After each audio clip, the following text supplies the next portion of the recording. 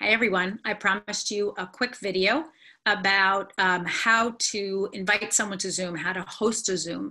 And at the end, I'm gonna invite my friend, and then I'm also going to talk to you a little bit about why hosting a Zoom for various reasons. It's a great thing to do right now. So the first thing I'm gonna do is I'm gonna share my screen with you so you can see how you're going to host this Zoom.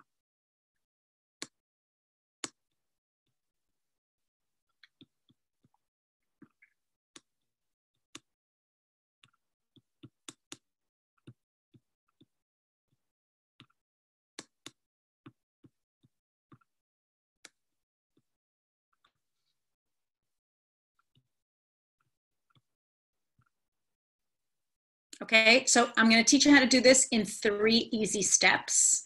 And the first step is actually going to be that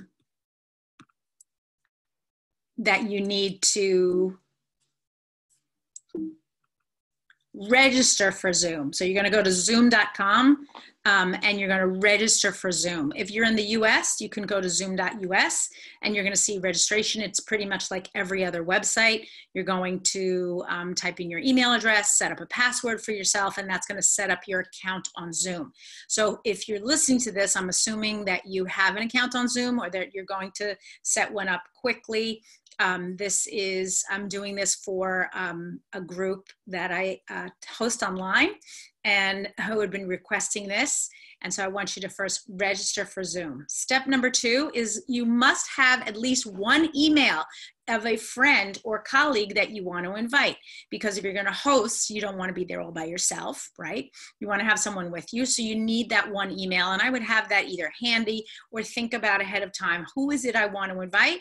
And why do I want to invite them? And it could be just a friend at first because you want to share something with them, or you want to reconnect with people now that you're at home by yourself in quarantine or in any sort of isolation. So here's the example of John Doe. I'm actually going to invite my friend Julia. And here are the 3 easy steps. So step number 1 is when you go on to Zoom, when you log on, at the top right-hand corner, you can see in the blue lettering, it says 3 different things. It says join a meeting, host a meeting, and my account. Now, if I click on host a meeting, now I have an account and you will too at this point, a window is going to pop up and it's going to ask you, who do you want to pop up? Who do you want to invite?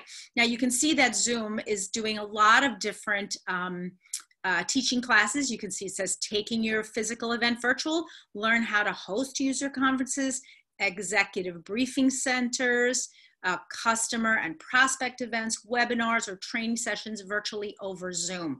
And I have to say, I love Zoom. They're a wonderful company. I've been using them for years. They do have a lot of resources, but if you're a beginner, this may seem a little bit daunting. So hold on, you're gonna just click on that thing that says host a meeting. And now I'm gonna show you what's gonna pop up.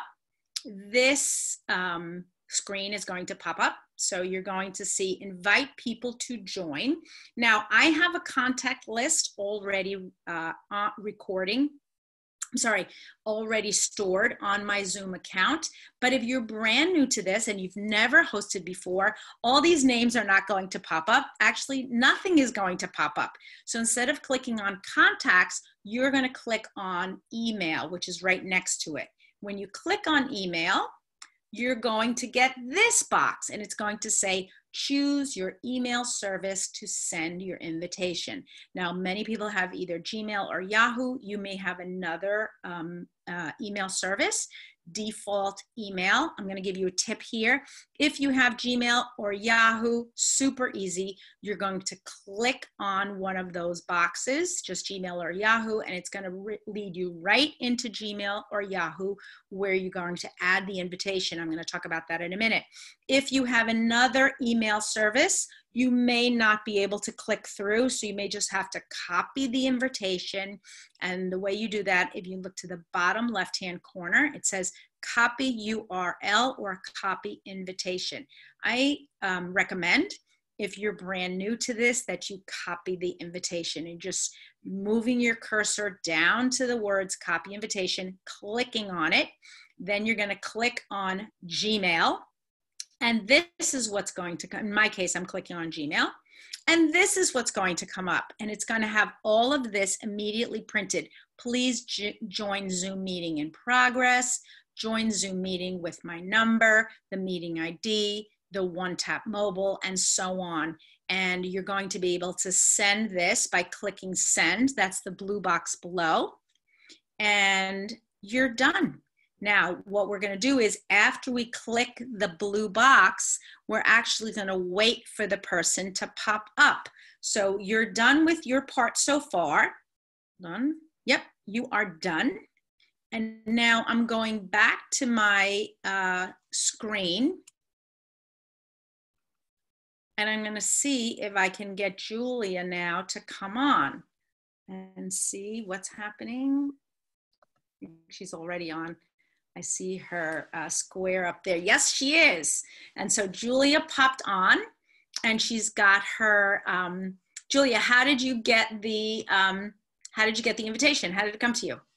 So I got an email from Elena that shared the link, and I just clicked on the URL. I already have a Zoom account, so it automatically used my account, and I pressed share screen.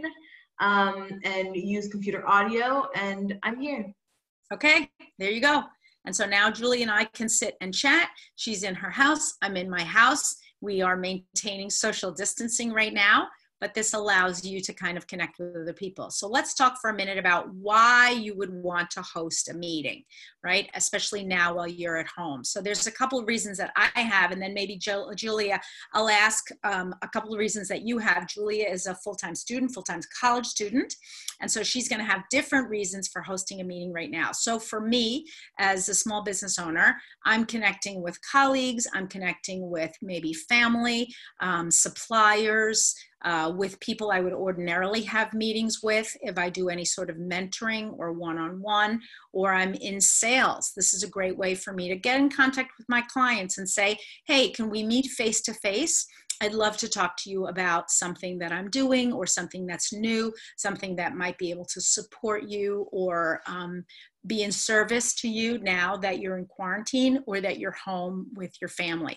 You don't want to bug people, of course, but this is a great way for you to do a small teaching about some benefit of a product that you have, and then maybe record the Zoom or save the Zoom. And even if you don't record or save it, what you are able to do is communicate that with that person face to face. It's a great way to keep in contact with people that are long distance. And the value of being able to host and not just attend means that you can set your own schedule and that you can invite the people that you want to invite. When you are just invited to Zooms, then you show up when everybody else sets the schedule. But if you host, you can set up a time, whether it's regular or irregular, and invite people as you see fit, and you can do it on your time schedule. So again, sales is terrific, connecting with clients, helping them to see a benefit of a product or a service that you have right now.